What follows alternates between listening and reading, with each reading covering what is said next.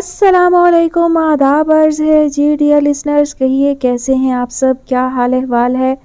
دعا ہے، امید ہے آپ سب بخیر و عافیت ہوں۔ الحمدللہ میں بھی بالکل خیریت سے ہوں۔ ناول کی نیکسٹ ایپیسوڈ لے کر حاضر ہوں۔ مجھے کامنٹ سیکشن میں ضرور بتایا کریں کہ کون کون ناول جو ہے وہ سن رہا ہے، کسے ناول دلچسپ لگ رہا ہے، کسے ناول پسند نہیں آ رہا ہے۔ پلیز اپنی رائے کا اظہار ضرور کیا کریں۔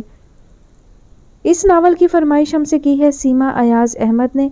ناول کا نام ہے چراغ آخر شب، مصنفہ ہے رفعت ناہید سجاد، قسط نمبر 3۔ چلے گئے؟ کریم بھی ہاتھ میں ٹرے پکڑے ششدر کھڑی تھی۔ آیا تو گھر بسا کر بیٹھنے پر تلے تھے، گیا تو ہوا کے گھوڑے پر سوار۔ عبیر اپنے آپ میں گم کھلے دروازوں، خالی راستوں کو حیرت سے دیکھتی رہ گئی۔ کچھ کہیں نہ کہیں غلط تھا، کیا تھا مگر یہی تو سمجھ میں نہیں آ رہا تھا۔ کون تھا کریم بھی؟ اس نے کریم بھی سے زیادہ خود سے پوچھا تھا۔ ابھی چند لمحے پہلے اس کی ذات کی غلطیاں انگلیوں کی پوروں پر ترتیب دی جا رہی تھیں، لمحوں میں ہی جیسے یہاں کبھی کوئی تھا ہی نہیں۔ کیا معلوم کون تھا، میں تو ابھی وہاں بٹھا کر تم کو بلانے گئی بی، مجھے تو پہلے ہی مشکوک لگ رہا تھا۔ ایک دفعہ تو سوچا بھی دروازے سے چلتا کر دوں، آج کل ایسے اٹھائی گیرے بہت پھرتے ہیں۔ کون ہو سکتا ہے؟ کریم بی کے تجزیوں سے بے خبر وہ ابھی تک اس الجھن سے نکلی نہیں تھی۔ ان کا ضبط جواب دے گیا، مجرم اب تک کہیں کا کہیں پہنچ گیا ہوگا، نہ کسی نے اس کا پیچھا کرنے کی کوشش کی، نہ شور ہنگامہ برپا کیا۔ میں کہتی ہوں آس پاس نظر دوڑاؤ، چیزیں دیکھو، کیا لے گیا آخر؟ انہوں نے ہاتھ میں پکڑی ٹرے میز پر پٹکی۔ آپ بھی کمال کرتی ہیں کریم بی، کیا چیز لے جائے گا کوئی یہاں سے؟ وہ جھنجھلا گئی۔ اے لو، اچکوں کے ہاتھ جو لگے وہ لے جاتے ہیں، کوئی چھان پھٹک تھوڑا کرتا ہے۔ یہ اٹھاؤ، وہ رکھو۔ انہوں نے ٹرے واپس اٹھاتے عبیر کو گھورا۔ ان کی بڑبڑاہٹ گیلری کے آخر کسی کھلے دروازے میں غائب ہونے تک جا رہی تھی۔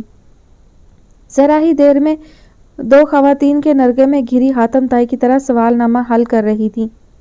اس پر اندیشوں، خدشوں، بدگمانیوں کی بوچھاڑ کر دی گئی تھی، گویا وہی تو ابا کے دوست کو بلا کر لائی تھی، پھر ان کو مکھی بنا کر دیوار سے چپکا دیا تھا۔ یہ بھی اس کی کوئی سازش تھی، یا تو سب کے سب آرام فرما رہے تھے، موجود ہی نہیں تھے۔ برا بھلا کہنے کا موقع ملا تو اپنے تیر کمان سنبھال سب مورچوں میں آ ڈٹے۔ کہاں سے آئے تھے؟ نام کچھ تو بتایا ہوگا آخر، کوئی میسج بھی نہیں دیا۔ پھر کب آنے کا کہا؟ کتنا مزہ آتا ہے جب کسی کی حماقت آپ کے ہاتھ لگ جائے، کیسے آپ اس کو ریشہ ریشہ ادھیڑ ڈالتے ہیں۔ وہ ہونک سی بنی ایک ایک کا منہ تک رہی تھی۔ کوئی سوال اسے کرنے کا موقع ملا ہوتا تو ان کو جواب بھی دیتی۔ کریم بھی ہر 2 منٹ کے وقفے کے بعد سارا واقعہ جزیات سمیت پھر سے سنانے لگتی۔ سوالات کرنے والا بورڈ بھی اثر نو اس دلچسپی سے واقعہ سننے لگتا جیسے اس سے پہلے انہوں نے کچھ سنا ہی نہیں تھا۔ پہلے مہمان نے اس پر جی بھر کر نکتہ چینی کی تھی، اب گھر والے محاذ بنائے کھڑے تھے۔ اگر کریم بھی نے موقع گواہ ہونے کا فائدہ نہ اٹھایا ہوتا تو وہ صاف بچ نکلتی، لیکن ان کے پاس چشمدید شہادت تھی۔ وہ مہمان یا چور جو بھی تھا، انہوں نے اس کو ڈرائنگ روم میں بٹھایا اور گیلری میں کھڑا ملا، اور جب وہ شربت لے کر اندر داخل ہوئی تو انہوں نے اپنے گنہگار آنکھوں سے بھاگتے دیکھا۔ کون ہوگا آخر؟ کریم بھی اس الجھن سے نکلنا ہی نہیں چاہتی تھی۔ ماموں اللہ بخش تھے، عبیر نے چڑھ کر کہا، اور کریم بھی بات کو نمک مرچ نہ لگایا کرے۔ بھاگا کہاں تھا وہ؟ آرام آرام سے گیا تھا، بھاگنے کی اس کی عمر بھی نہیں تھی۔ اور ڈرائنگ روم میں مچھروں کا تیز بو والا سپرے کیا تھا آپ نے، وہاں تو کسی بھی شریف آدمی کا کھڑا ہونا مشکل تھا۔ اے لو، ان کی بات سنو، گھر والے خطا کار ہو گئے، چور شریف آدمی نکلا۔ تو خطا کار تو تم ہی ہوئی کریم بھی، تم نے بھیجا بھی تو کس کو؟ اماں اپنی اولاد کی عقل کے سلسلے میں کچھ خاص خوشگمان نہیں تھی۔ بڑی تائی ان کی فوری مدد کو آئیں، کندھے پر تولیا ڈالے، پانی نچڑتے بالوں کے ساتھ۔ بڑی تائی اور امی نزاکت علی سلامت علی کہلاتی تھیں، جہاں سے ایک نے راگ چھوڑا دوسرے نے وہیں سے اٹھا لیا۔ مجھے کہا ہوتا، میں تو جاگ ہی رہی تھی، ذرا گرمی لگی تھی، سوچا 2 لوٹے پانی ڈال آؤں۔ یہ اچھا ہوا، عبیر نے سوچا، کچھ دن سے گھر میں گہما گہمی نہیں تھی، اب ایک موضوع ہاتھ آیا ہے تو چند روز تو خواتین کے اچھے کٹ جائیں گے۔ رپیٹ ٹیلی کاسٹ کا اس گھر میں خاصا رواج تھا، جب تک مسئلہ دھواں دھواں ہو کر تحلیل نہ ہو جاتا، ہر روز حقے کی طرح تازہ کیا جاتا۔ کیا سارائیاں، گمان، خدشے، خوش فہمیاں، نادیدہ مہمان کو کس کس زاویے سے پرکھا نہیں گیا، اس کو کٹہرے میں لا کر الزامات کی مار دی جاتی رہی۔ اس دن بھی جب حمیرہ اس کی فوری رہائی کے لیے طلب کی گئی تو گھر میں قدم رکھتے ہی وہ حیران رہ گئی۔ یہ کیا ہو رہا ہے؟ اینٹوں والے صحن کے آخری حصے میں چچا عبدالعزیز کے کوارٹر کے پاس خواتین کی محفل جمع تھی۔ واشنگ مشین کا اسپائنر شور مچا رہا تھا۔ کریم بھی سرتا پاؤں پانی میں شرابور اور بڑی تائی چلا چلا کر بول رہی تھی۔ امی لانڈری کے ڈھیر پہ کمر کو ہاتھ کا سہارا دیے محض ہاں میں ہاں ملا رہی تھی۔ عثمان نے بتایا تھا گھر میں کوئی چور آ گیا تھا اور بی بی عبیر نے اپنی سادہ لوہی میں اس کو پکڑنے کے بجائے اس کی خوب خاطر مدارت کی۔ چائے پلوانے پر بھی اصرار کیا۔ چور مشکل سے اپنی جان چھڑا کر بھاگا اور چوری کیا ہوا مسروقہ مال برآمد کر لیا۔ کیا لے کر بھاگا چور؟ یہ ایف آئی آر میں درج نہیں تھا جب سے عبیر کی انسان شناسی کرکری ہو گئی تھی۔ وہ چچا عبدالعزیز کی بان کی جھلنگا سی چارپائی میں غرق بیٹھی تھی، گردن جھکائے، دونوں ہاتھ گود میں رکھے۔ وہ جیسے اپنے ہاتھ کی لکیروں پہ غور کر رہی تھی، جرگے کے عین درمیان۔ گویا سلسلہ درد کی زنجیر کا ابھی ٹوٹا نہیں۔ اسے اپنی بیچاری دوست پر بہت ترس آیا۔ وہ اتنی بے خبر تھی کہ اس کے آنے کی اس کو اطلاع بھی نہیں ہوئی۔ ایسا بھی کیا؟ حمیرہ ملول ہو کر اس کی چارپائی پر اس کے برابر آ بیٹھی۔ اس کو بجلی کے کرنٹ جیسا جھٹکا لگا۔ وہ گود میں سیل فون رکھے بلڈ سٹی کھیل رہی تھی۔ اس کے بیٹھنے سے چارپائی کے بانوں میں جھول پیدا ہوا۔ عبیر کا ہاتھ غلط پڑا اور پوری بلڈنگ دھڑام سے نیچے آن گری۔ شاباش، حمیرہ نے اطمینان کا سانس لیتے ہوئے کہا۔ میں سمجھی تم رو رہی ہو۔ کس بات پر؟ اس نے حیرت سے اس کی طرف دیکھا۔ 160 بلاک کھڑے کر دیے تھے، تم نے گرا دیے، اس بات پر رو رہی ہوں۔ وہ رضا اور عثمان، وہ ہچکچائی، اصل میں انہوں نے مجھے ڈرا دیا تھا۔ کیا یہ تم سے ابھی تک ناراض ہیں؟ وہ چور والی بات۔ مجھ سے نہیں، یہ سب باجماعت اس ڈیلر سے ناراض ہو رہے ہیں جس نے ان کو یہ مشین بیچی ہے۔ کپڑوں کی ایک کھیپ تیار ہو گئی تھی، پلاسٹک کی ٹوکری میں نچڑے ہوئے کپڑے جھٹک جھٹک کر اور کلپ لگا کر صحن میں پھیلے تار پر لٹکانے کی ڈیوٹی اس کی تھی۔ گویا کپڑے نہیں دھل رہے ہیں، باقاعدہ دھوبی گھاٹ کھلا ہوا تھا۔ سفید کپڑے رنگین کپڑوں سے چن چن کر بڑی تائی الگ کر رہی تھی۔ جیبوں میں ہاتھ ڈال کر کاغذ کے نوٹ اور سکے اماں الگ کرتی تھی۔ الٹے اتارے ہوئے کپڑوں کو سیدھا کرنا بھی ان کی ذمہ داری تھی۔ ادھڑی ہوئی سلائی کی مرمت دادی اماں کے ہاتھ تھی۔ ذرا دھاگا ڈالنا، وہ ہر 2 منٹ بعد سوئی کے ناکے سے جنگ ہار کر سوئی اور نلکی عبیر کے حوالے کر دیتی۔ چونکہ وہ گھر کا چھوکرا تھی اس لیے تار بھر کر واپس آتی، سہولت سے دھاگا ناکے سے گزارتی، جیسے ریل روانی سے سرنگ میں داخل ہو کر باہر نکل آتی ہے۔ یہاں سب کام مل جل کر ہی ہوتا تھا۔ کام ہو رہا تھا یا قوالی، کچھ سازندے تھے، کچھ قوال اور کچھ محض تالیاں بجانے والے۔ کیا حال ہے تیری ماں کا؟ دادی اماں نے پیر کے انگوٹھے میں کپڑا کس کر ترپائی کرتے کہا۔ اچھی ہیں، حمیرہ ٹوکری میں سے اپنے پسندیدہ رنگ کے کلپ چن کر عبیر کو تھماتے ہوئے بولی۔ اور اس اسپنر سے وجہ ناراضگی کیا تھی؟ اس نے عبیر سے پوچھا۔ اس نے تو کسی چور کو چائے کی پیشکش نہیں کی ہوگی۔ شکر کرو ان لوگوں کے حافظے اچھے نہیں، جو ہی کوئی نیا موضوع ہاتھ آتا ہے پچھلا اٹھا کر طاق پر رکھ دیتے ہیں، ورنہ سوچو اچھے حافظے کتنی اذیت دیتے ہیں۔ ویسے بہت دن تک اس ڈیلر کی طرح میرے بھی خوب کان کھینچے تھے۔ حمیرہ ہنس دی۔ ہر زمانے میں بڑے ادیب کے ساتھ یہی سلوک ہوتا آیا ہے۔ ان کو تمہارے بلڈ سٹی کی طرح عمارت نصیب ہو نہ ہو، کتبہ ضرور نصیب ہوتا ہے۔ اسی سے ثابت ہوا تم بڑی ادیب ہو۔ واشنگ مشین کچھ دیر کو بند ہوئی تو فضا میں اتنی دیر کو ایسا سکون ہوا جیسے ٹرین کے نکل جانے کے بعد پلیٹ فارم پر۔ کتبہ؟ کس کا کتبہ؟ بڑی تائی کے کان میں کچھ نامناسب سے الفاظ پڑے تھے۔ حمیرہ گڑبڑا گئی۔ تھوڑی دیر کے لیے تو اسے کچھ نہیں سوجھا۔ وہ اصل میں ہم منٹو کے کتبے کی بات کر رہے تھے۔ توبہ توبہ، انہوں نے منٹو کا نام سن کر کانوں کو ہاتھ لگایا۔ ان کی جوانی میں منٹو جیسا بھولا بے ضرر آدمی بھی توبہ توبہ تھا۔ ہم دھوبی گھاٹ پر موجود خواتین کے لیے ٹی پارٹی کا اہتمام کرتے ہیں۔ حمیرہ نے بھاگ جانے میں عافیت جانی۔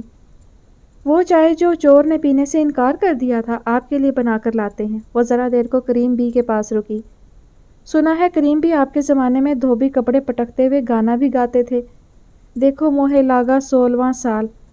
آپ ابھی انترا تک نہیں پہنچیں گی کہ چائے کی کشتی تیار ہوگی۔ وہ بڑی مہارت سے کریم بی کا محاورہ استعمال کرتی، بہت سلیقے سے آئل میں پنیر والے سموسے فرائی کرتے۔ اس نے بچوں سے فخر سے کہا، تمہارے ڈرامے کی بڑی شہرت ہوئی، تم نے ریویو دیکھے؟ بہت دن تک کیمپس میں یہی ایک گرم کیک رہا۔ سر فیصل کہہ رہے تھے کہ لوگوں نے میرے آنسو پونچھ دیے۔ اندیشہ تھا وی سی صاحب ضرور کوئی اختلافی بیان دیں گے، لیکن اس دن بہت دیر تک وہ یہی ایک بات کہتے رہے، ہمیں ایسے ٹیلنٹڈ طالب علموں کی سخت ضرورت ہے۔ اور تو اور سارا حق چل کر آفس آئیں صرف اسکرپٹ رائٹر کی ایک شکل دیکھنے۔ عبیر نے ایک نظر اس کے چابک دستی سے کام کرتے ہاتھوں کی طرف دیکھ کر بے دھیانی سے پوچھا، कौन सारा हक? ट्रे तैयार थी, चाय से लबरेज मग, प्लेट भरकर समोसे और केचप की सुर्ख बोतल। वो किचन के दरवाजे से बाहर निकलते ठिठक गई। तुम सारा हक को नहीं जानती? नहीं तो? कमाल करती हो अबीर। उसको उसकी जहालत का सख्त सदमा हुआ। इतनी मशहूर और मारूफ हस्ती, उनको कौन नहीं जानता, और तुम कहती हो कौन सारा हक? वो शर्मिंदा हो गई। वाकई वो हु इज़ हु से कतई लाइल्म रही थी। वो गैर महसूस तरीके से अपने गिने चुने लोगों की उंगली पकड़े बाहर निकलती। मंडली से बाहर उसको कुछ सुझाई भी नहीं देता था। परिंदों की तरह वो अपने गोल से बिछड़कर रास्ता भटक जाती थी। अम्मी ने चटपटी चीज़ों पर एक नज़र डाली। यूँ कहो हमारा तो बहाना था, अपनी दावत उड़ाई जा रही है। ना ना, हुमैरा ने कहा, हम मिल बांट कर खाने के आदी हैं। लीडर ही हुए फिर तो, अम्मी ने उल्टी आस्तीन के बल खोलते कहा। उस्मान को भी चाय दे आऊं? एक प्लेट में उसका मग रखकर अतराफ में 3 वर्की समोसे जमाते उसने ऐलान किया। मेरे कदमों की चाप सुनकर उसने कमरे से आवाज़ लगाई थी, चाय मैं भी पीऊँगा। उस्मान ने अपने कमरे की सलाखों वाली खिड़की से बाहर झांका। दूर सहन में कपड़े धुल रहे थे या मीना बाजार लगा था, एक जश्न का समा था। घर में मौजूद सबकी सब खवातीन शेड के नीचे धूप बारिश से बची मशीन के गिर्द ऐसे जमा थी जैसे एक मुद्दत से ये दिलचस्प काम इस घर में ना हुआ हो। शोर मचाती, हंसती, चाय उड़ाती, यकजा और खुशपाश। दीवार के साथ लगी खुली नाली में सर्फ के झाग का ढेर भागता फिर रहा था, ताज़ा गिरी बर्फ की तरह फूला फूला। सूरज की शुआओं से मुनकिस होते और झिलमिलाते कोसे कजाके से तुरमुरे रंग ढेर पर छपक मारते थे। ये 3 नस्लों की औरतें हैं, तारीख के 3 मुख्तलिफ दौर। जैसे बाल आए आईना में एक ही चेहरे के कई रूप नज़र आते हैं, टुकड़ियों में तकसीम शिकस्ता चेहरे। एक औरत इस नस्ल की नुमाइंदा है जहाँ वो ऊंची दीवारों और बंद दरवाज़ों में कैद थी, जिसकी हैसियत एक मादरजात लोंडी से ज़्यादा नहीं थी, जिसकी माँ भी गुलाम थी। उनकी ज़रूरियात जंगल में फिरते किसी जानवर से ज़्यादा नहीं थी। अलबत्ता उनके अहद में रेलगाड़ी ईजाद हो गई थी। उस शिकस्ता आईने के एक टुकड़े में जो दूसरा चेहरा नज़र आता है, वो उस नस्ल का है जिसने दीवारें तो नहीं तोड़ी लेकिन दरवाजे खोल दिए थे। उसके साथ ही दिमागों के बंद किवाड़ भी खुल गए। ये किसी जहनी इनकलाब आने से ज़रा पहले का दौर था, जिसमें लोग सोचते थे और कुड़ते थे। वो अंदर से निकल आए थे और बाहर उनको कबूलता नहीं था। जामिद सन्नाटा किसी आने वाले हंगामे की पेशन गोई करता था। बड़ी बड़ी चीज़ों की ईजादात से पहले छोटी छोटी चीज़ें दरियाफ्त हो रही थीं। इंसान चांद पर पहुंच गया, पहला दिल ट्रांसप्लांट हुआ, ज़च्चगी और तबदीक से मरने वाली जवान अमवात में कमी आ गई थी। तीसरी नस्ल साइंस के उस तरक्की याफ्ता अहद में पैदा हुई जहाँ हर रोज़ एक नई ईजाद पिछली ईजाद को मात दे डालती है। बज़ाहिर इस नस्ल ने साबका नस्ल की औरत की कशमकश से खुद को आज़ाद करा लिया। इस लिहाज से वो खुशनसीब अहद की औरत है। हर पुरानी नस्ल के खात्मे पर एक नई नस्ल आ जाती है, खला कहीं नहीं। सोचने का हक भी किसी को देते हैं तो हम देते हैं, वो हक छीन भी लेते हैं तो हम ही छीनते हैं। आज़ादी हम देते हैं। आज़ादी का असल में मतलब क्या है, कौन फैसला करेगा? औरत खुद क्या चाहती है? मज़हब क्या सिखाता है? माशरे की क्या बंदिशें हैं? ह्यूमन राइट्स वाले क्या कहते हैं? अगर कोई खुशी का पैमाना दरियाफ्त करता, तराजू आपके पास हो तो आप माप सकते हैं। किस अहद की औरत ज़्यादा बेहतर थी? हम सिर्फ इतना चाहते हैं, किस अहद की औरत हमारे लिए बेहतर थी? उस कमरे के शेल्फ में एक कतार से खड़ी मोटी मोटी जिल्द वाली किताबें, फ़लसफ़े की गुत्थियाँ, शायरी के पलंदे, कुछ भी तो औरत से खाली नहीं। औरत पाकीज़ा है, गुलदान में खिला एक फूल है। औरत ही सारी बुराइयों की जड़ है। औरत हासिद है, औरत बदनीयत है, औरत लालची है, पैर की जूती है। देवमालाई दास्तानों में सारी देवियाँ औरतें हैं, बदी का सिंबल भी और नेकी का भी। उनकी शर्मो हया की कस्में खाई जाती हैं, लेकिन जिस्म बेचने वाली भी एक औरत है। जो वजह कत्ल बनी वो औरत थी, मरकर कुर्बानी देने वाली भी औरत। औरत के बारे में आज तक जो कुछ मस्तनद किताबों में तहरीर हुआ वो मर्द ने ही लिखा। उसने एक गहरा सांस लिया। मर्द अपनी तमाम तर मर्दाना नुमाइश के बावजूद औरत के वजूद से बेनियाज नहीं हो सकता। वो अपनी बुलंदो बांग लियाकत के बावजूद भी औरत को समझने से कासिर रहता है और उसको इसका अहल नहीं समझता कि वो मर्द को समझ सके। इतनी बेशुमार किस्मों में सुरैया को किस खाते में डाला जाए? अपनी तमाम तर रोशन ख्याली के बावजूद सुरैया को समझने से कासिर रहा था। सुरैया उस वक्त उसकी तरफ बढ़ी जब वो किसी भी कैटेगरी में उसको ब्रैकेट नहीं करता था। वह इंसानों को किसी फार्मूला में फिट कर ही नहीं सकता था, हत्ता कि वो उसको अपनी तरफ मतवज्जा करने में कामयाब हो गई। फ़ौरन ही सुरैया ने जाना वो 2 मुख्तलिफ बैकग्राउंड से आए थे। تاہم ان کی سوچ میں یکسانیت تھی۔ پھر اس نے فیصلہ کیا، دو الگ الگ راستوں کے مسافر، جب راستے ہی ایک نہ ہو تو سوچ کیسے؟ وہ صبح سے ان کمزور لمحوں کی گرفت سے نکلنے کی کوشش کر رہا تھا۔ کبھی کبھی ہم پر بہادری کا ناروا بوجھ ڈال دیا جاتا ہے کیونکہ آپ اس گھر کے سب سے بڑے بیٹے ہیں، لہٰذا آپ کو مضبوط ہونا چاہیے، آپ سے کسی کمزوری کی توقع نہیں کی جاتی۔ سو وہ پاؤں زمین پر سختی سے گاڑے چٹان کی طرح جمع کھڑا تھا۔ نواب صاحب چائے تیار ہے۔ حمیرہ نے پیالی اس کی طرف بڑھائی، لمحہ بھر کے لیے اس کے چہرے پر ایک نظر ڈالی اور ہٹا لی۔ تو صاحب بہادر کو قوم کا غم کھائے جا رہا ہے۔ وہ مسکرا دیا، کبھی جو اس کو کوئی ڈھنگ کا خطاب نصیب ہوا ہو۔ اندر کا الاؤ جیسے سرد ہو گیا۔ اس نے جشن منانے والوں کی طرف ایک اچٹتی نظر ڈالی۔ دیوار کے ساتھ لگی کھلی نالی میں سرف کے جھاگ کا بھاگتا ڈھیر بجھ گیا تھا۔ ہماری چھوٹی سی آرگنائزیشن، لیکن جب انہوں نے ہمارا آفس دیکھا اور ہمارے کام کرنے کا طریقہ تو وہ بہت متاثر ہوئیں۔ سوکھے ہوئے کپڑوں کے ڈھیر سے حمیرہ نے شکنوں بھرا کرتا گھسیٹ کر نکالا۔ کہنے لگی، اتنے تھوڑے لوگ ہیں لیکن کتنے منظم اور محنتی۔ آستین کی تہہ کرتے کرتے کے نصف حصے پر سلیقے سے جماتی اس نے کہا، تم سے تو خاص طور پر ملنے آئی تھی۔ انہی کی کوششوں سے ہمارے پلے کو میڈیا میں اتنی کوریج ملی، ورنہ تو ہمارا کوئی پروگرام اٹھانے کو بھی تیار نہیں تھا۔ کرتا ایک طرف رکھ دیا گیا، ڈھیر سے اٹھائی پتلون اب اس کے ہاتھ میں تھی۔ ان کی بیگ پر اتنا سوشل ورک ہے، عورتوں کی تعلیم، ان کے حقوق، پتہ نہیں کتنے گھرانوں کو ان کے ہاں سے روٹی ملتی ہے۔ ہماری خوش قسمتی کہ انہوں نے ہمیں اتنی اہمیت دی۔ وہ ہمارے گروپ کی سرپرستی کے لیے بھی تیار ہیں۔ اب اس کے ہاتھ میں ایک اور کپڑا تھا اور وہ متاثر ہونے والی سٹیج سے نہیں نکلی تھی۔ چھوڑو پرے، تم رک جاؤ، میں کیا کروں گی ان سے مل کر؟ تم میں یہ بڑا نقص ہے۔ وہ جھنجھلا گئی، بھاگتی کیوں ہو لوگوں سے؟ واقعی، اس نے افسوس سے سوچا، سب ٹھیک کہتے ہیں، اس میں اتنے نقص ہیں کہ انگلیوں پر گنے نہیں جا سکتے۔ اس کے لیے ایک کیلکولیٹر کی ضرورت ہے۔ سارا حق ہم جیسے لوگوں کے لیے مشعل راہ ہیں۔ تم ان کی باتیں سنو گی تو تمہاری دین دنیا بدل جائیں گے۔ اس نے ایک آہ بھری، دین بدلنے کی تو میں قائل نہیں۔ بے وقوف، میں نے محاورہ بولا ہے، بدلتی تو دنیا بھی نہیں، بس خیالات بدل جاتے ہیں اور ہم تو رہتے ہی خیالوں کی دنیا میں ہیں۔ تہہ جمائے کپڑوں کا ڈھیر اٹھائے دوسری طرف نکل گئی۔ رات گئی جب وہ شہریار سے نیٹ پر گپ پھانک رہی تھی تو سارا حق سے ممکنہ ملاقات کا تذکرہ بھی نکلا۔ وہ فکر مند سا ہو گیا۔ بڑی مشہور خاتون ہے، معاشرے کی پیسی ہوئی عورتوں کے لیے انہوں نے بہت شہرت پائی، ان کی لسٹ میں بڑے بڑے کام بھی ہیں، لیکن تم سے کیوں ملنا چاہتی ہیں؟ اگلے دن کیمپس کی سیڑھیاں تیز تیز اولانگتے اسے کیسر نے پیغام دیا۔ ملاقات کا دن اور وقت طے ہو گیا۔ انہوں نے عبیر کو خود سے ملنے کی اجازت دے دی۔ اجازت یا دعوت؟ کیا وہ کسی دربار میں رہتی ہیں؟ بہت خاص ہیں؟ نہایت خاص۔ کیا تم ان سے ملی ہو؟ کبھی نہیں۔ پھر تم سے ملنے پر اتنا اصرار کیوں؟ وہ حیرت بھری تشویش سے اسے دیکھنے لگا۔ تم لوگوں نے ہی تو کہا تھا اسکرپٹ۔ مجھے تو کوئی اور وجہ لگتی ہے۔ ڈراؤ نہیں ورنہ میں بالکل نہیں جاؤں گی، اس نے بغیر ڈرے دھمکی دی۔ تم 11 بجے پہنچ جانا، تمہارا لنچ بھی ہے ان کے ساتھ، وہ بہت پنکچوئل ہیں اور مصروف بھی۔ ایک ہی منٹ میں وہ اشتہاری موٹر سائیکل کی طرح ہوا ہو گیا۔ واہ جی واہ، کیا ادا ہے! آپ خود کو تو وی آئی پی سمجھتے ہی ہیں، ایسے لوگوں کی بھی کمی نہیں جو آپ کو ایسا سمجھنے میں آپ کی دل و جان سے مدد کرنے پر آمادہ ہوتے ہیں۔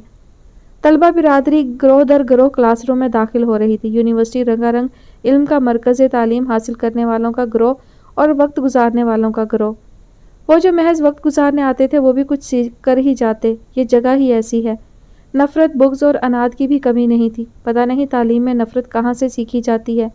وہ کلاس روم کے گیٹ کے ذرا پرے سبزہ زار کی طرف رخ کیے حمیرہ کو فون کھڑکا رہی تھی۔ کل 11 بجے انہوں نے بلایا ہے اور لنچ بھی ہے۔ شاید چینیوں کی طرح وہ 11:30 بجے دوپہر کا خاصا تناول فرماتی ہیں۔ ہمارے وقت کے مطابق 1:30-2 بجے کھانا ہوا تو وہ میری اور میں ان کی شکل کب تک دیکھیں گے؟ تم چل رہی ہو نا؟ میں؟ اس کی حیرت بھری آواز آئی۔ اول تو میری اسائنمنٹ کا خاتمہ ممکن نہیں، صبح سے لائبریری میں بیٹھی ہوں، انٹرنیٹ ڈیڈ ہے۔ دوم یہ کہ مجھے انہوں نے نہیں بلایا، وہ تم سے ملنا چاہتی ہیں۔ لیڈر جس کو بلاتا ہے وہی جاتا ہے۔ یہ خالہ غفورن کے بیٹے کا ولیمہ نہیں کہ وہاں اہل و عیال چل پڑو۔ چلنا نہیں؟ آئلہ نے کلاس میں داخل ہونے سے پہلے اسے ٹوکا۔ پتہ نہیں، اس نے بیزاری سے جواب دیا۔ اس کے اندر اچانک سناٹے ابھر آئے تھے اور آس پاس کا شور ان سناٹوں میں مخل ہوتا تھا۔ معلوم نہیں آئلہ کہاں جانے کا سوال پوچھتی تھی، کلاس میں یا دربار میں؟ تو گروپ نے ان کو لیڈر مان لیا، جو نیت امام کی سو میری۔ نئے لوگ زندگی میں داخل ہوں تو ایک کھٹکا سا لگا رہتا ہے، پتہ نہیں وہ آپ کی زندگی کا حصہ بن سکیں گے یا آپ کی زندگی کو توڑ پھوڑ کر الگ ہو جائیں گے۔ آخری قطار میں بچھی کرسیوں پر وہ غائب دماغی سے بیٹھی تھی کہ حمیرہ کا میسج آیا۔ ऐसी भी क्या बात है, परेशान मत हो।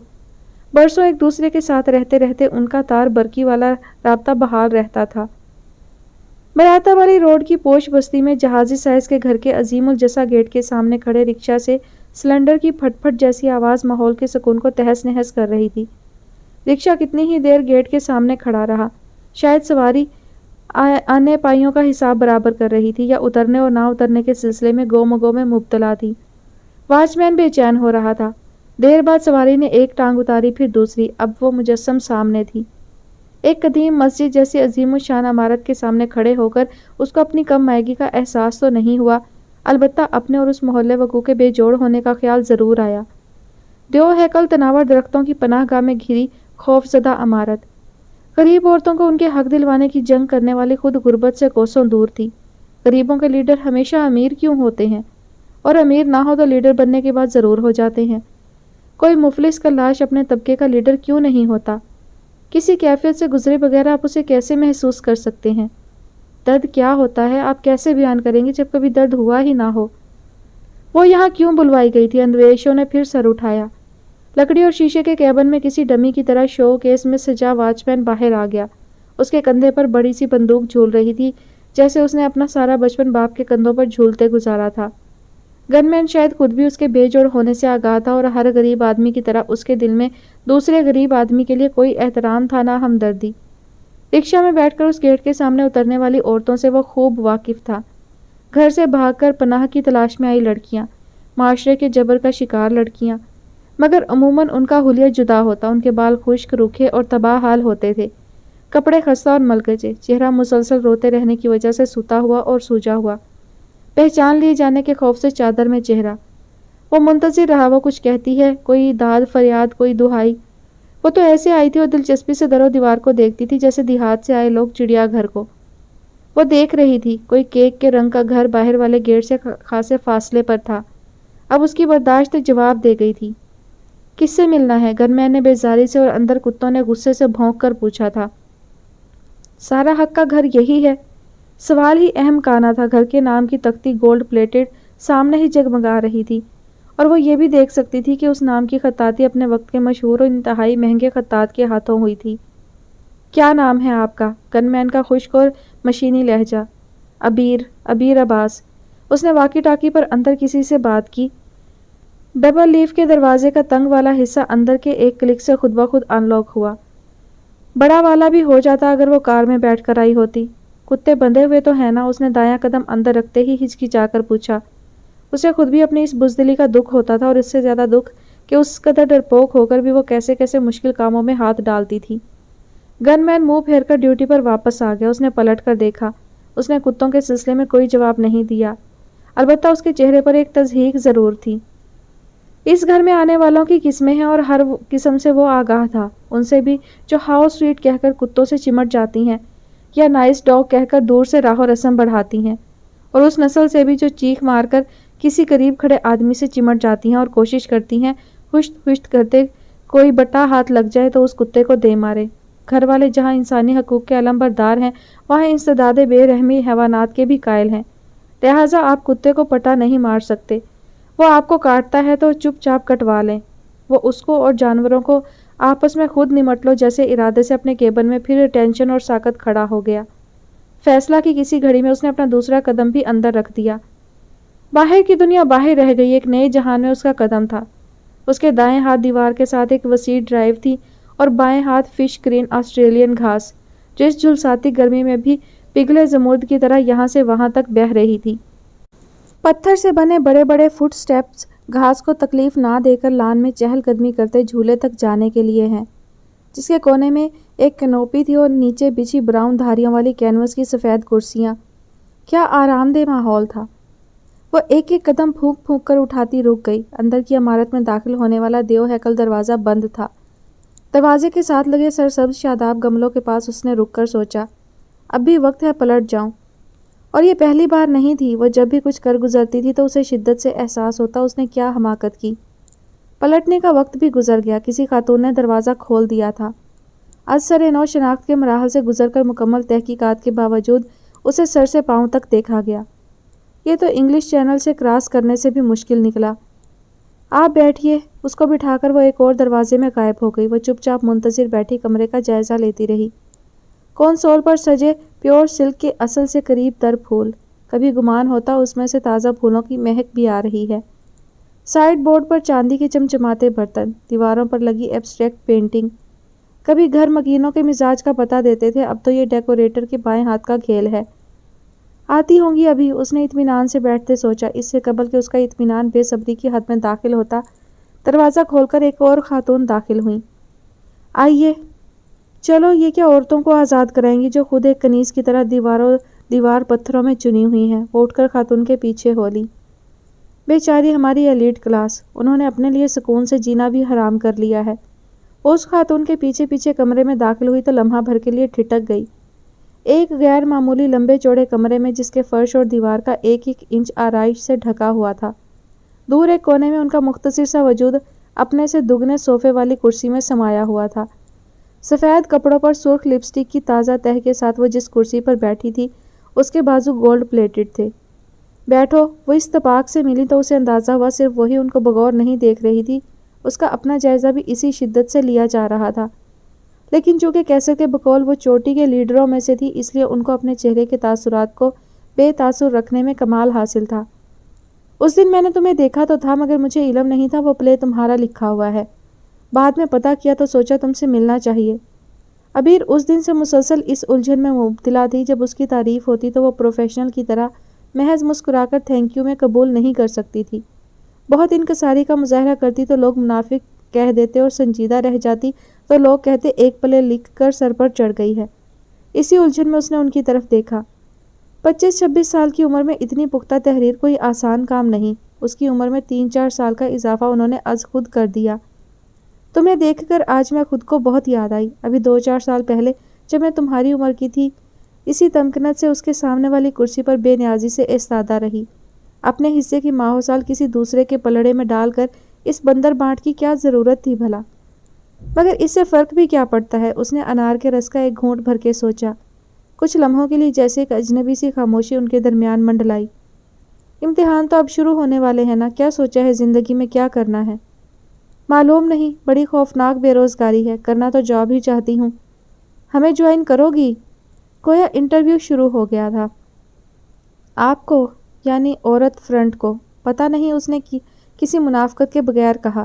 اس کی صاف گوئی ان کو کچھ پسند نہیں آئی، غالباً ان کے چہرے کا رنگ بدلا، پھر واپس نارمل ہو گیا، وہی سیاسی بے رنگی۔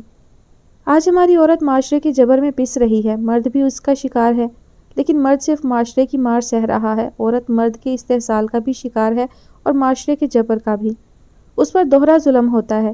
کبھی گاؤں جاؤ، وہاں کی عورت کی حالت دیکھو، یا شہر کی کسی غریب عورت کو ظلم سہتے دیکھو، آنکھ میں آنسو آ جاتے ہیں۔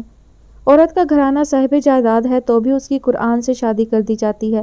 باپ، بھائی، شوہر، وہ سب سے پیٹنے کے لیے پیدا ہوتی ہے، حتیٰ کہ مسجد کا مولوی بھی اسے جہنم کے سوا کہیں بھیجنے کے لیے تیار نہیں۔ ایک اور خاموش وقفہ آ گیا۔ میرا مطلب ہے، اس نے اپنی اصلاح کی، عورت کے لیے تو انسان یوں بھی کام کر سکتا ہے بغیر جوائن کیے۔ جاب کر کے تمہیں ہو سکتا ہے اپنا گروپ چھوڑنا پڑے، اپنی آرگنائزیشن۔ کیا تم اپنی جماعت کے ساتھ مخلص ہو؟ ہوں تو میرا نہیں خیال میری آرگنائزیشن یہ شرط لگائے گی کہ میں نوکری نہ کروں۔ اس میں بہت سی رکاوٹیں ہیں، یہ کوئی جمہوری ملک تو ہے نہیں، ہو سکتا ہے تمہیں جیل جانا پڑے۔ جیل کا آئیڈیا اسے پسند نہیں آیا۔ جیل اندر سے تو کیا، اس نے کبھی باہر سے بھی نہیں دیکھی تھی۔ سنا ہے دادا نے انگریزوں کی جیل کاٹی تھی، جب انگریز بہادر نے ان کو بے بات تھپڑ مارا تو انہوں نے بے سوچے سمجھے جواباً اس کو تھپڑ جڑ دیا اور کہا ہمارے وطن میں ہم پر گراتے ہو۔ انگریز ان کے لفظ تو شاید پورے نہیں سمجھا، لیکن تیور سمجھ گیا، نتیجے میں جیل ہو گئی۔ اسی دوران ملک آزاد ہو گیا، ابا جان اور ان کے بھائی لٹے پٹے پاکستان آ گئے۔ کسی کو خیال نہیں آیا ملک آزاد ہونے پر اس چھوٹے موٹے مجاہد کو بھی آزاد کرا لیا جائے۔ وہ وہیں گزر آ گئے۔ ویزے پاسپورٹ کی سہولتوں کے بعد جب بڑے تایا ان کو ڈھونڈتے پھرے تو پتہ چلا کئی سال ہوئے ان کو ختم ہوئے۔ محکمہ جیل کے پاس یہ ریکارڈ موجود نہیں تھا ان کی قبر کہاں ہے، اور یہ بھی نہیں کہ وہ کس جرم میں قید تھے، بس جیل سے اس کا اتنا ہی تعارف تھا۔ یہ بھی ضروری نہیں کہ تھپڑ مار کر ہی جیل جایا جائے، آج کے عہد میں ہم تھپڑ بھی کھاتے ہیں اور جیل بھی جاتے ہیں۔ سارا حق آرگنائزیشن کے ضوابط، قاعدے قانون، سیاست کی باریکیوں پر اس سے بحث کر رہی تھی۔ وہ براہ راست ان کی آنکھوں میں دیکھتے جانے کون کون سے زمانوں کی کر رہی تھی۔ سارا حق کا خیال تھا وہ دم بخود بیٹھی ہے، شاید مروب ہو گئی ہے۔ ان سے مروب ہونا کوئی نئی بات نہیں، وہ عادی ہیں، لیکن مڈل کلاس لوگ جو ڈگریوں کے حصول میں اپنی جان مارتے ہیں بعض اوقات متاثر ہونے والی چیزوں سے سرسری گزر جاتے ہیں۔ یہ دنیا بھی بھانت بھانت کے لوگوں سے بھری پڑی ہے۔ ہم جہاں رہتے ہیں ایک عجائب خانہ ہے، ہر شیلف پر ایک نئی چیز رکھی ہے، حالانکہ ہم سمجھتے ہیں دنیا بس اتنی ہے جتنی حصے میں ہم رہتے ہیں، اور لوگ بھی بس ایسے ہی ہیں یا اس سے کچھ ملتے جلتے۔ عبیر نے سوچا، انسان کا مطالعہ کس قدر دلچسپ چیز ہے، جاسوسی ناول کی طرح اگلے صفحے پر کیا ہوگا نہیں پتا۔ ان دونوں نے اپنے اپنے حساب سے ایک دوسرے کو پڑھنے کی کوشش ترک نہیں کی۔ ہماری عورتوں میں بہت انہیبیٹیشن ہے، خاص طور پر ہمارے شہر کی لڑکیوں میں۔ ہاتھ پھیلا کر اور انگلی میں رنگ برنگی شعائیں دیتے نگینے کے ساتھ ان کی تقریر جاری تھی۔ ہمارے گھر کے مرد، باپ بھائی شوہر ہمیں خود مختار دیکھ کر جل جاتے ہیں، وہ ہمیں عمر بھر سے ڈکٹیشن دینے کے عادی ہیں۔ وہ مت پہنو، یہ مت کھاؤ، ایسے مت ہنسو، اس کے ساتھ مت گھومو۔ انہوں نے تھم کر اس کے چہرے کا تاثر دیکھا۔ ہم خود بھی یہ سچ سننے کے لیے تیار نہیں، مگر یہ حق ہے کہ ہمارے راستے کی رکاوٹیں ہماری اپنی ہیں۔ اگر تمہارے گھر کی رکاوٹیں تمہارے گھر کے مرد ہیں تو ابھی بتا دو۔ جہاں تک میں جانتی ہوں، اس نے ٹھہراؤ سے کہا، میں خود مختار ہو گئی تو میرا بھائی نفلیں پڑھے گا۔ اس کی آدھی زندگی میرے کام کرتے بسر ہوئی ہے۔ وہ سوچ میں غرق ہو گئی۔ اس کا مطلب ابھی ٹین ایج سے نہیں نکلی۔ اس کی سمجھ میں نہیں آیا وہ اس کی رکاوٹیں ہٹانا چاہتی ہیں یا ڈالنا چاہتی ہیں۔ عبیر نے انکار نہیں کیا، سو اپنی زندگی میں انقلاب لانے کا درس دینے کے لیے ان کی تقریر لنچ تک اور لنچ کے دوران جاری رہی۔ مبہم سے الفاظ اور ان میں شامل نصیحتیں، ہر بات کا موضوع وہ خود تھی اور اپنا آئیڈیل بھی وہ آپ۔ سماجی شعور، طبقاتی جدوجہد، مرد کا معاشرہ، مظلوم عورت اور انقلاب، انقلاب، جدوجہد۔ بھاری بھرکم الفاظ کے بوجھ تلے پستی عبیر کچلی جا رہی تھی اور آنکھیں جھپک جھپک کر سنتے رہنے کے سوا چارہ نہیں تھا۔ کھانا سست روی سے کھایا گیا۔ 2 افراد کو کھانا کھلانے والوں کی تعداد 5 تھی۔ بٹھایا کہیں گیا تھا، کھانا کہیں اور بیٹھ کر کھایا۔ پوسٹ لنچ ٹاک کے لیے کوئی تیسری جگہ چنی گئی اور شام کی چائے کھلے آسمان کے نیچے ٹیرس پر۔ اسی دوران لاتعداد فون کالز ریسیو کی، آفس میں کام کی ہدایات جاری کی اور کسی پرائیویٹ چینل پر ایک اہم مسئلے پر اپنی رائے کا اظہار کیا۔ اہم خاتون، اہم تر کام۔ ایک تھکا دینے والا دن آخر اپنے انجام کو پہنچا۔ درختوں کی چوٹیاں جاتی دھوپ سے سنہری ہو کر جھلملا رہی تھیں۔ وہ اسے رخصت کرنے دروازے تک آئیں۔ چاروں طرف نظر گھما کر جب انہیں ڈرائیو وے پر کوئی اجنبی گاڑی نظر نہ آئی تو انہوں نے احتیاطاً پوچھ لیا، تمہارے پاس کوئی سواری ہے؟ باہر سے رکشہ مل جائے گا۔ یہاں کہاں رکشہ؟ اتفاق ہی ہے کہ کوئی سواری اتنا اندر آتی ہو۔ ٹھہرو، میرا ڈرائیور تمہیں چھوڑ دے گا۔ وہ خود بھی اس بات سے نابلد تھی کہ شہر لاہور میں کوئی ایسی جگہ بھی ہو سکتی ہے جہاں رکشہ والے ایک قطار میں کھڑے ڈیزل نہ پھونک رہے ہوں۔ وہ تو خود بھی ابھی رکشہ سے اتری تھی، لیکن شاید پسند نہیں کرتی تھی ان کے لوگ اس کو رکشہ سے جاتا دیکھیں۔ کار کا دروازہ بند کرتے انہوں نے کھلے شیشے سے جھانک کر اسے دیکھا۔ تم لالا کو کیسے جانتی ہو؟ کون لالا؟ اس نے حیرت سے پوچھا۔ ان کے چہرے پر ناگواری سی آ گئی۔ کم آن، لالا نے کہا ہے تو میں تم سے ملی ہوں۔ کون لالا؟ اس نے اب خود سے پوچھا تھا۔ جب ہم ہر وقت جھوٹ اور منافقوں کے درمیان رہتے ہیں تو کوئی پور پور سے سچ بولتا آدمی بھی آپ کو سچا نہیں لگتا۔ وہ بے اعتباری سے ایک قدم پیچھے ہٹ گئی۔ خدا حافظ۔ پہلے ہی پتا تھا، اس نے سیٹ سے ٹیک لگاتے ایک اطمینان کا سانس لیا۔ کسی اور کے دھوکے میں اس قدر خاطر مدارت ہو گئی، لیکن اتنا تو ہوا کچھ لوگ۔ چچی صحن کے کونے میں نل کے کنارے سیمنٹ کی ایک اینٹ کی بنی منڈیر پر بیٹھی دیگچیوں کے تلے مانج رہی تھی۔ نلکے پر کپڑے کی دھجی چھینٹوں سے خود کو بچانے کے لیے یا پانی کو ڈسپلن کرنے کے لیے بندھی تھی۔ پھر بھی چچی کے کپڑے چھابڑ چھبڑ ہو گئے تھے۔ برتنوں کا ایک ڈھیر کمرے میں پڑا تھا، تانبے کے بیکلی گلاس، پلاسٹک کی پلیٹیں کمرے کے پکے فرش پر اوندھے پڑے تھے۔ چچی کی پیشانی پر 3 موٹے موٹے عمودی بل تھے، ان کا ٹریڈ مارک۔ ان دونوں کو آتا دیکھ کر بھی ان کے چہرے پر کوئی خاص بشاشت نہیں آئی۔ کم بخت کام والیاں، انہوں نے بیزاری سے کہا۔ روٹیاں لگ گئیں ان کو، کام کاج کرتے جان جاتی ہے، مانگنے کو منہ ہر وقت کھلا، یہ دے دو وہ دے دو۔ وعلیکم السلام۔ ان کی آواز پیسے والوں کی سی مخصوص رعونت تھی۔ عبیر ان کے پاس ہی مونج کی پیڑھی پر بیٹھ گئی۔ چچا کہاں ہیں؟ عثمان کی فوری سمجھ میں نہیں آیا وہ بھی عبیر کی طرح ایک چوکی پر بیٹھ کر آئرن وول سے برتنوں کی رگڑائی شروع کر دے یا کوئی دوسرا دروازہ دیکھے۔ ارے بچے ہوتے کہاں، آرام فرما رہے ہوں گے، انہوں نے اسی بیزاری سے کہا۔ کام ہی کیا ہے دن بھر میں، اخبار پڑھ لیا، خبر نامہ دیکھ لیا، کھا لیا، سو گئے۔ باورچی خانے کی کھڑکی کا پٹ کھول کر فوزیہ نے سر باہر نکالا۔ آہا ابیر باجی اس لیے کہ وہ خود پچھلے کئی سالوں سے ایف اے کا امتحان دے رہی تھی۔ وہ کسی سے ملتی تو یہ ضرور کہتی میں نے ایف اے کا امتحان دیا ہے اسی سال۔ ان کے ہاں پڑھائی کو بہت سنجیدگی سے نہیں لیا جاتا، جس کا جی چاہا پڑھ لیا، نہیں تو کوئی ضروری نہیں، گھر بیٹھو عیش کرو، چچی کے بقول روٹیاں توڑو۔ روٹی ان کے گھر غالباً وافر پکتی تھی اور وافر بچتی تھی کہ اکثر صحن میں دھوپ میں پڑی چارپائی پر سوکھتی رہتی تھی۔ روٹی سکھانے کا کلچر کہاں تھا، یہ اسے بعد میں ہی پتہ چلا کہ سوکھی روٹیاں ہاون دستے سے کوٹ کر مرغیوں کا دانہ تیار کیا جاتا ہے۔ واہ، ابیر نے اٹھ کر اس کا خیر مقدم کیا۔ بڑی خوبصورت ایمبرائڈری ہے شرٹ پر، خود کی ہے، اس نے ناک چڑھائی۔ مجھے تو گواروں کی طرح ایسے کام کرنے بہت برے لگتے ہیں۔ ابیر نے چپ چاپ ایک نظر صحن پر ڈالی۔ رات جن چارپائیوں پر سویا گیا تھا وہ اسی طرح صحن میں آڑی ترچھی بے ترتیبی سے کھسوٹے ہوئے بستروں اور تکیوں کے ساتھ اپنی اپنی جگہ دھوپ میں تپ رہی تھی۔ کپڑے سکھانے والے تار پر میلے چکٹ تولیے ایسے لٹک رہے تھے جیسے گرم حمام کی دکان کے باہر لٹکتے ہیں۔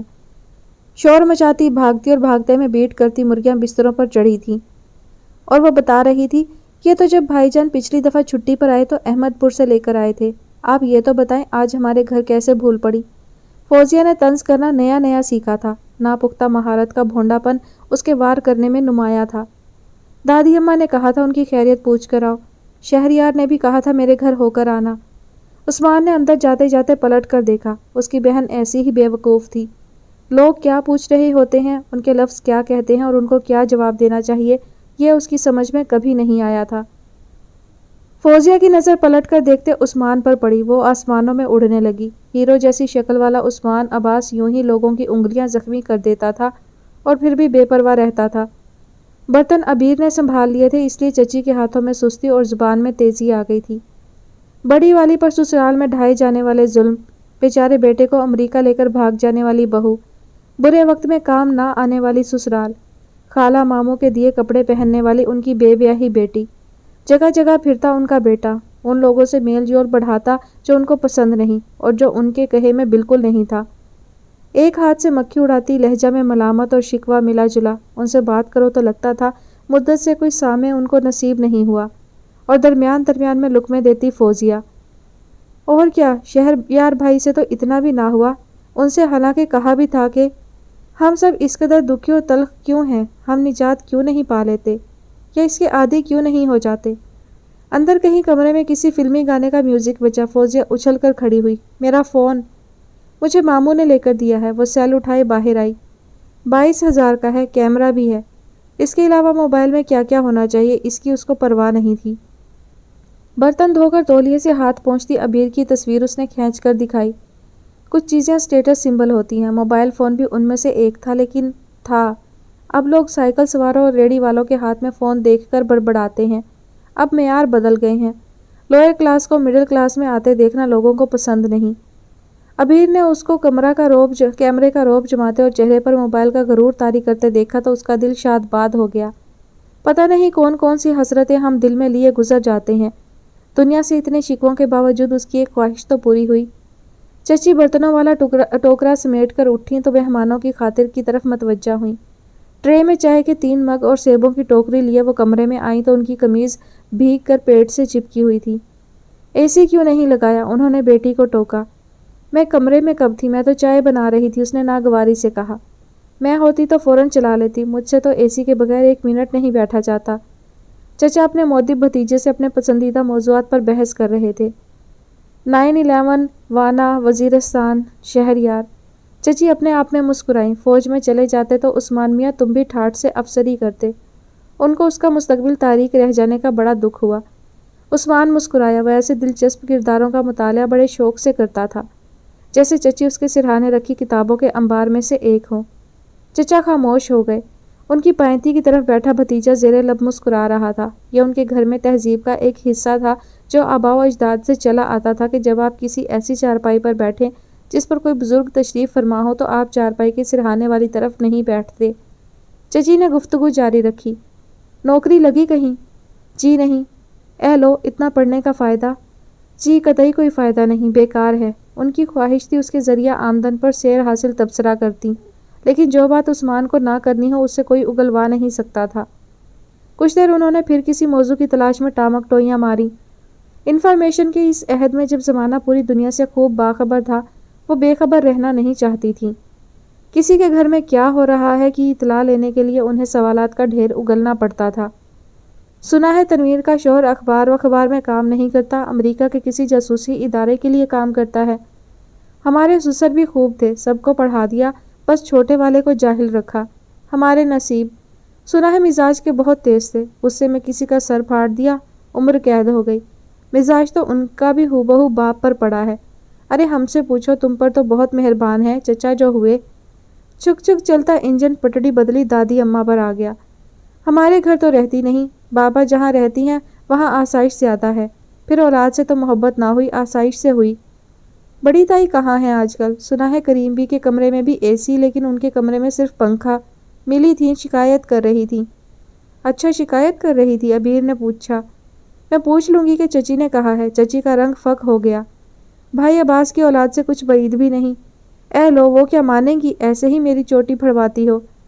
وہ گڑبڑا کر اپنی دودھ پتی کا مگ، جسے انہوں نے مسلسل کپ کہا تھا، تھام ہاتھ میں لیے باہر نکل گئی۔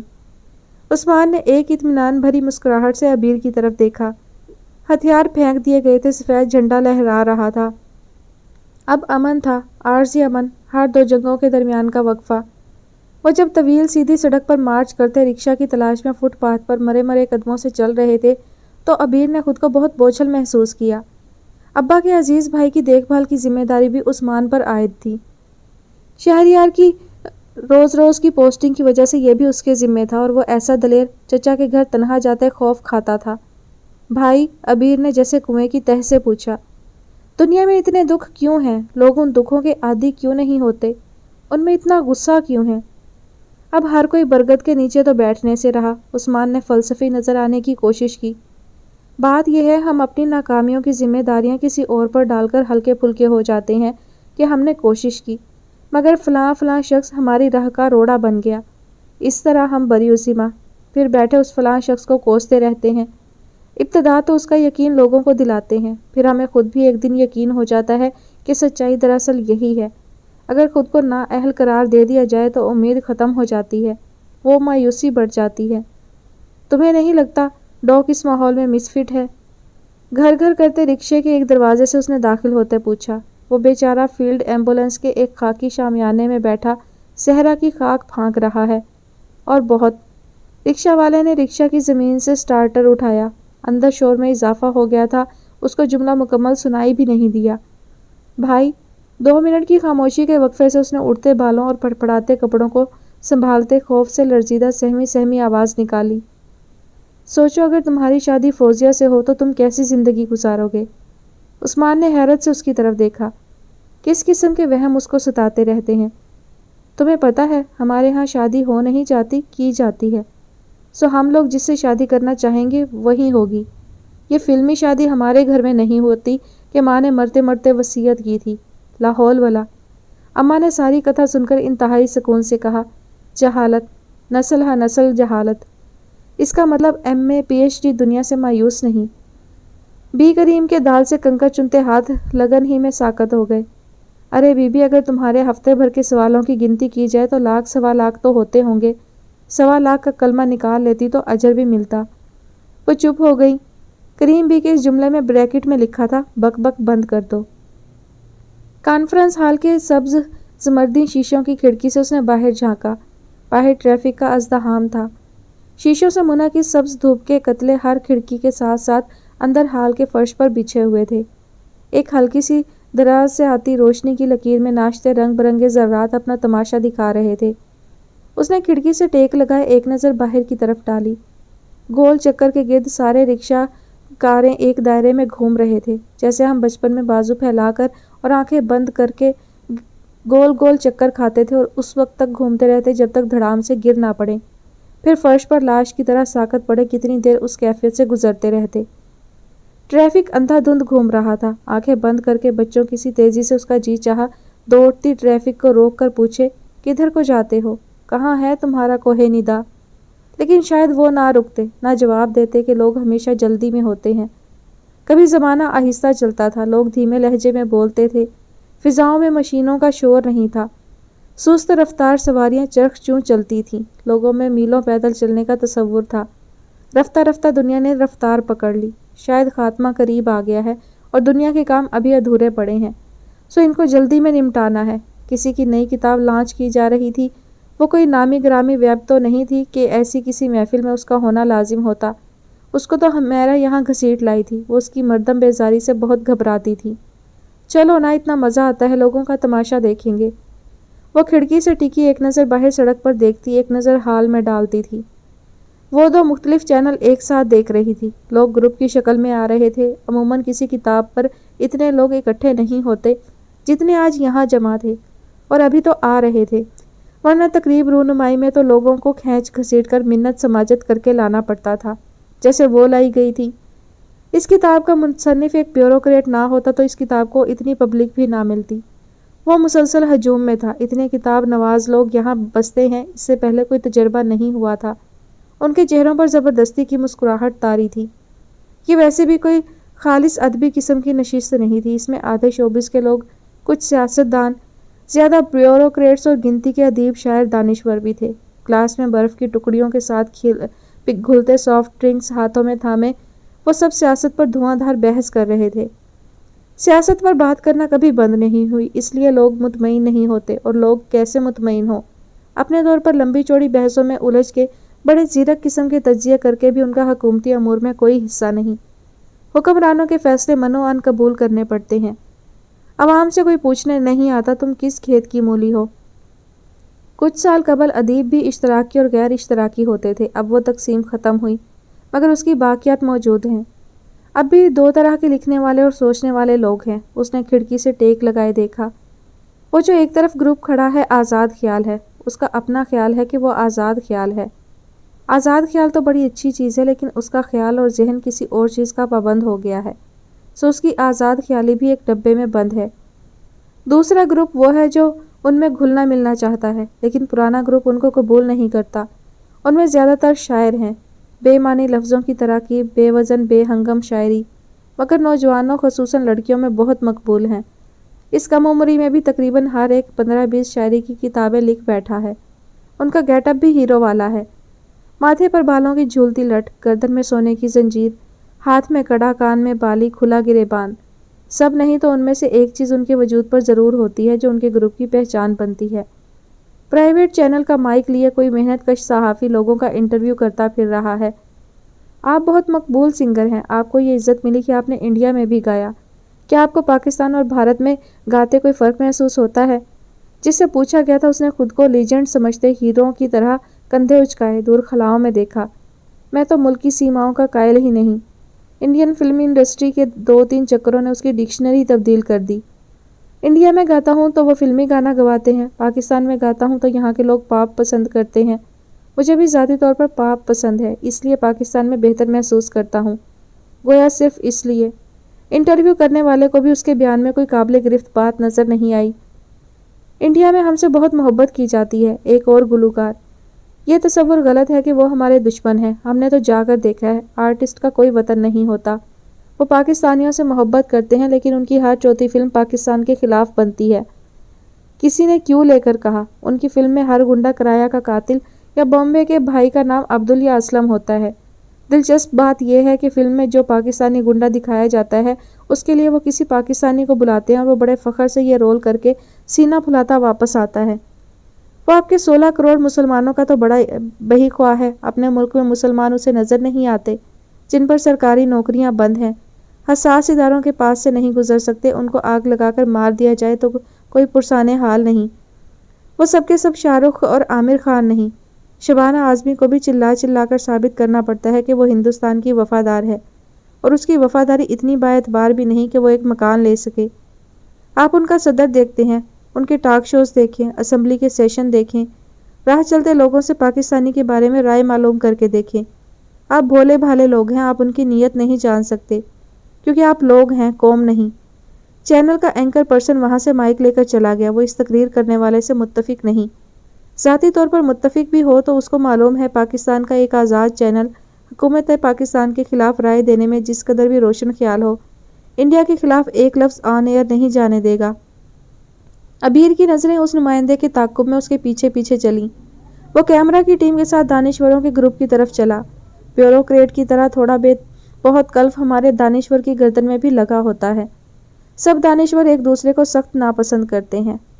قوم تو ایک طرف، وہ ایک طبقہ بھی نہیں۔ ہر دانشور کے گمان میں دوسرا جعلی ہے۔ دیکھنے میں وہ بھی ایک جیسے نظر آتے ہیں، گردنیں اکڑائے، ٹائیاں باندھے، ٹانگ پر ٹانگ رکھے، سگریٹ کے دھوئیں میں فلسفہ اڑاتے۔ گو اب ان کی تعداد میں کمی آتی جا رہی ہے، ان کی جگہ سیاسی تجزیہ نگاروں نے لے لی ہے۔ وہ سب کے سب مشہور و معروف لوگ ہیں۔ ہر روز ٹی وی پر دیکھ دیکھ کر ابیر ان کو اچھی طرح پہچانتی ہے۔ ان میں سے ایک صاحب ہر روز کسی نہ کسی چینل پر دکھائی دیتے ہیں اور یہ ثابت کر کے دم لیتے ہیں کہ پاکستان غلط بنا ہے، اس کو بننا ہی نہیں چاہیے تھا۔ اس پر ان کو یہ رونا بھی ہے کہ اس ملک میں کچھ کہنے کی آزادی نہیں۔ اپنے پاکستانی مائک سے بھی انہوں نے کبھی انڈیا کے غلط ہونے کا اظہار نہیں کیا، اور ان کے ہوش مند کانوں نے کسی انڈین آزاد چینل سے اپنے وجود کا انکار کرنے کی روشن خیالی کا اعلان نہیں سنا۔ لیکن ان کی دانشوری مضمر ہی پاکستان میں کیڑے نکالنے پر ہے۔ جب آپ پاکستان کو برا بھلا کہتے ہیں تو عظیم، دانشور، روشن خیال، آزاد منش، لیکن جب اپنے ملک کے دفاع میں بولتے ہیں تو ناپختہ ذہن۔ ایک تو ہماری قوم جذباتی بڑی ہے، ایک اور افلاطون صاحب کو کیمرہ کی روشنیاں سپاٹ کر رہی ہیں۔ بالی والے شاعر کی طرح انہوں نے بھی بے شمار کتابیں لکھی ہیں۔ ان کا موضوع تاریخ ہے۔ تاریخ جیسی نازک چیز پر ان کا کرخت وار ہوتا ہے۔ ہندوستان میں اسلام تلوار کے زور سے پھیلا ہے۔ یہ غلط ہے کہ اسلام صوفیہ نے پھیلایا۔ خود خواجہ ناظم الدین اولیاء کے ہاتھ پر صرف ایک شخص مسلمان ہوا تھا۔ ایسا کہتے اس کے چہرے پر قابلیت کا ایک غرور لہرایا۔ اس نے ایک نئی تاریخ رقم کر ڈالی ہے۔ عجیب ہوا، بڑی دیر سے اکتا کر بیٹھے اعجاز نے سر اٹھایا۔ اور وہ ایک یقیناً تمہارا باپ نہیں تھا، ورنہ تم اتنے حرام زادے نہ ہوتے۔ لوگوں کو سانپ سونگ گیا۔ کتنی دیر انہیں لگا وہ ابھی باہم دست و گریباں ہوتے ہیں، لیکن تاریخ دان اٹھا۔ کس قسم کے جاہل لوگ ان محفلوں میں بلائے جاتے ہیں۔ وہ باہر نکل گیا، کسی نے اسے روکا بھی نہیں۔ جذباتی نسل، دانشور پائپ منہ میں دبا کر اس کو دھونکتے ہوئے بڑبڑایا۔ پتہ نہیں ہم کسی کو بولنے کا حق کیوں نہیں دیتے۔ ابیر نے کھڑکی سے لگے لگے اپنا سڑک والا چینل ٹیون کر لیا۔ تاریخ دان لفٹ سے اترا، پارکنگ لاٹ سے اپنی چکنی عظیم الشان گاڑی سڑک پر لایا۔ کار کا دروازہ بند کرنے والا لڑکا اپنے 5 روپوں کا منتظر ہی کھڑا رہا۔ وہ اعجاز کا بدلہ ٹائروں سے لیتا چیں کر کے نکل گیا۔ یہ بھی عجیب حسن اتفاق ہے، پاکستان کے وجود کے خلاف علل اعلان بولنے والے لوگ پاکستان میں ٹھاٹھ سے رہتے ہیں، بڑی بڑی گاڑیوں میں فراٹے سے گھومتے ہیں۔ تم مجھے ٹھیک جگہ لائیں، اس نے حمیرہ کو اطلاع دی۔ خوب ہی تماشا دیکھا۔ سارا حق تاخیر سے آئیں۔ تاریخ دان واک آؤٹ کر چکا تھا۔ دانشور خفا تھے، شاعر اداس اور گلوکار باری کے منتظر۔ مصنف نے کھڑے ہو کر ان کا استقبال کیا، معلوم نہیں بحیثیت صاحب کتاب کیا یا بطور اعلیٰ سرکاری افسر۔ ہر دو حالتوں میں وہ ہاتھوں ہاتھ لیے جانے کی عادی لگتی تھی۔ مائک پر موجود شخص نے ان کے لیے استقبالیہ کلمات ادا کیے، جس میں 4 چاند لگ جانے اور محفل کی رونق 2 چند کرنے جیسے کلمات بھی شامل تھے۔ وہ مسکراتی اپنی پذیرائی کو اپنا حق سمجھ کر وصول کرتی مرکزی میز پر بٹھا دی گئی۔ چاند چاہے 4 لگے یا 2، لوگ ان کی طرف لپک کر گئے، جن میں نعیم بھائی بھی تھے۔ ابیر کو اس محفل میں دیکھ کر ان کے ماتھے پر ناگواری کی ایک شکن آئی تھی۔ حمیرہ نے بے دھیانی میں سلام کر ڈالا۔ وہ گھر کی عورتوں کو محفل میں پہچاننے کے قائل نہیں تھے، لہٰذا انسنی کر گئے۔ عورت کا مقام گھر ہے۔ ہجوم میں بہت پچھلی کرسیوں پر بیٹھے حمیرہ نے ابیر کے کان میں سرگوشی کی۔ اس کی حیثیت گلدان میں سجے پھولوں جیسی ہے۔ اس کا کام شمع محفل بننا نہیں، چراغ خانہ بننا ہے۔ نعیم بھائی کی تیوری یہی کہہ رہی ہے، لیکن اپنی عورت کو تو انہوں نے چراغ خانہ نہیں بنایا۔ صبح صبح اٹھ کر تو وہ بھی مزدوری پہ نکل جاتی ہے۔ مگر سمجھو کہ اب آئی تنویر کی کم بختی، یہ تمہاری بہنیں کیا لور لور پھرتی ہیں۔ ان کی زندگی ایسے ہی کلیشے سے عبارت تھی۔ ان دونوں کی نظریں نعیم بھائی پر گڑی تھیں۔ اپنی طرف سے وہ ان سے آنکھیں چرانے کی پوری کوشش کر رہے تھے۔ انہوں نے دیکھا سارا حق نے ان کا سلام سر کی جنبش محض سے قبول کیا تھا۔ اس کے باوجود نعیم بھائی نے پلٹ کر محفل کی طرف فخر سے دیکھا۔ مشہور لوگوں سے واقفیت نکالنا اور اس پر اترانا بھی ہمارے کلچر کا حصہ ہے۔ فنکشن کا باقاعدہ طور پر آغاز ہوا، گویا صرف سارا حق کا ہی انتظار تھا۔ کتاب کی شان میں نامور لوگ قصیدہ خوانی کر رہے تھے۔ وہ لمبی لمبی تقریریں لکھ کر لائے تھے اور بڑی فرصت سے پڑھ رہے تھے، گویا جلدی میں صرف وہی رہتی تھی۔ اس نے یوں ہی صفحے پلٹ کر ایک سرسری نظر شاعری کی اس نئی کتاب پر ڈالی۔ مہنگا ٹائٹل، رقص کرنے والے فرش کی طرح چکنے پھسلواں صفحے، لفظوں کی چمکدار سیاہی۔ 238 صفحوں کی اس کتاب میں ہر صفحے پر شاعری کے نام پر 3-4 لائنیں درج تھیں۔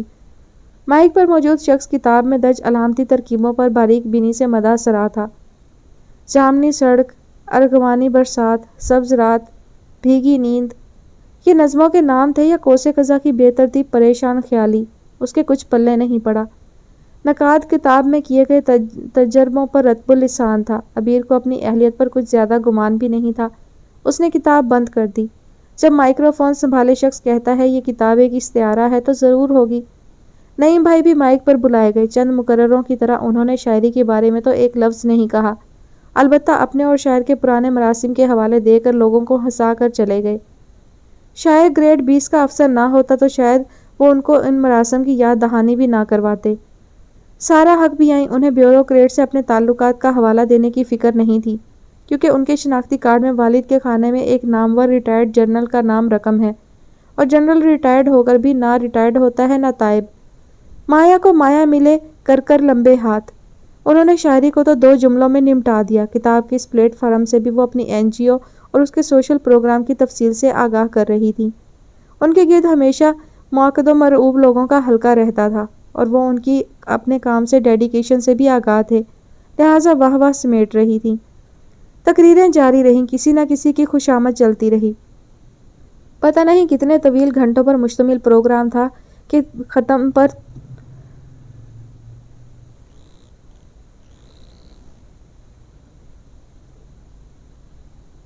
تقریریں جاری رہیں، کسی نہ کسی کی خوشامد چلتی رہی۔ پتہ نہیں کتنے طویل گھنٹوں پر مشتمل پروگرام تھا کہ توبہ پر ہی ختم ہوا۔ لوگ چائے کی طرف چلے، جب میزوں پر ہلہ بولا جاتا ہے تو اس کو سخت اذیت ہوتی ہے۔ وہ اپنے گروپ میں شامل ہو کر میزوں کے خالی ہونے کا انتظار کرنے لگی۔ تم لوگ سارا حق سے تو نہیں ملی نا؟ اعجاز کو شک گزرا اور ٹھیک گزرا۔ ابھی ابھی تو وہ آئی تھیں اور ان کے گرد اس قدر بھیڑ تھی۔ اس نے بچوں کی طرح سہم کر بہانہ گھڑا تھا۔ ان سے ملنا کیوں ضروری ہے؟ وہ اعجاز سے پوچھتی بھی تو لازم نہیں تھا کہ جواب مل ہی جاتا۔ میں بھی اسی لیے نہیں ملا، اس نے کہا۔ آؤ مل آتے ہیں۔ وہ اعجاز کے قدموں کے پیچھے قدم رکھتی ان کی طرف چلی۔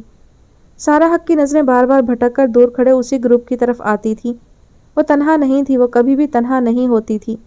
ان کے کان ان کے ساتھ دائرے میں کھڑے لوگوں میں سے کسی کی بات پر متوجہ تھے، لیکن آنکھیں ان لوگوں کے اپنی طرف اٹھتے اور بڑھتے قدم گن رہی تھیں۔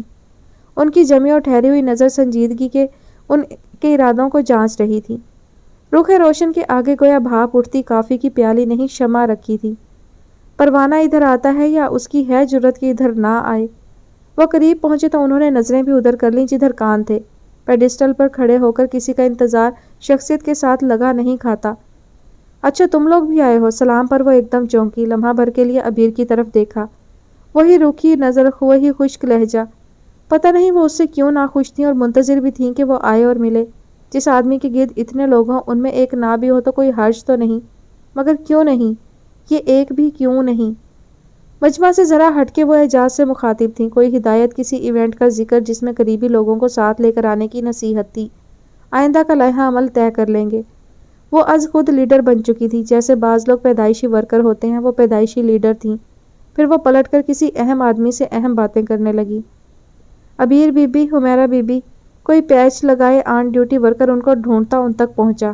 یہ نیچے آپ کے بھائی آپ کا انتظار کر رہے ہیں۔ سارا نے حیرت سے پلٹ کر اور آنکھیں پھاڑ کر دیکھا۔ جلوس نکالتی، نعرے لگاتی، تھیٹر میں رول کرتی، کو ایجوکیشن میں پڑھتی، سارے جہان میں دندناتی، اور رات ہو گئی تو بھائی لینے آیا ہے۔ یہ کیا دو رنگی ہے؟ آخر کب ہماری لڑکیاں مردوں کے سہارے سے خود کو آزاد کروا پائیں گی؟ وہ بالکل ہی مایوس ہو گئیں۔ عبیر نے کھلے آسمان تلے آ کر ایک طویل گہرا سانس کھینچا، جیسے اسے برسوں کے بعد رہائی نصیب ہوئی تھی۔ کھیل ختم، پیسہ ہضم۔ کھیل ختم شد، تماشا تمام شد۔